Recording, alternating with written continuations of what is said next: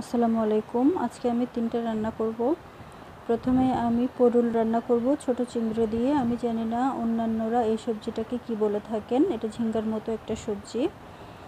আমি এখানে একসাথেই পেঁয়াজ, রসুন এবং চিংড়িগুলো ভেজে নিলাম। এগুলো একটু ভাজা ভাজা হয়ে গেলে আমি এখানে কাঁচামরিচ দিয়ে নিলাম। কাঁচামরিচের সাথে আমি এখানে একটু গুঁড়া মরিচ, হলুদ এবং ধনে ভালোভাবে কষিয়ে নিলাম। এরপর আমি পটলগুলো ভালো করে ধুয়ে এখানে দিয়ে নিলাম। একটু উলটপালট করে মিশিয়ে দিলাম সবজিগুলো।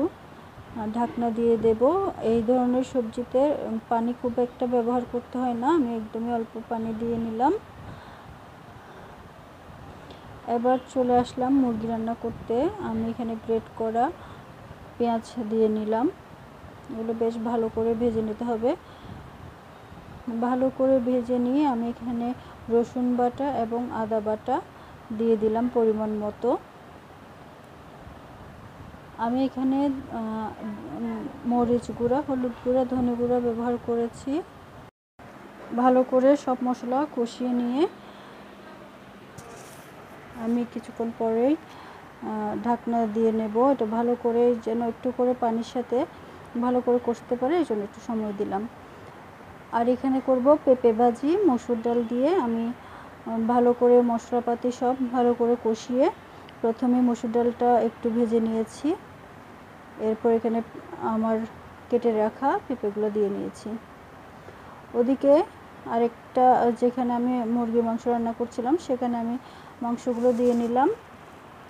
মাংসগুলো প্রথমে কিছুক্ষণ কষিয়ে নিয়েছিলাম। এরপর সেখানে আমি আলু দিয়েছি। এদিকে ভাজি হয়ে গিয়েছে আমার।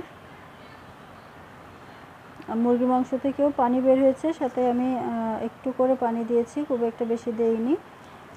এই তো আমার রান্না করা শেষ। এগুলো এক জায়গায় পাঠিয়েছিলাম, তাই বক্সে করেই দিচ্ছি।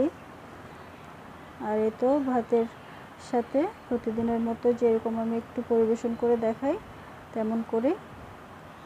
আল্লাহ হাফেজ। সবাইকে অনেক ধন্যবাদ ভিডিওটা দেখার জন্য।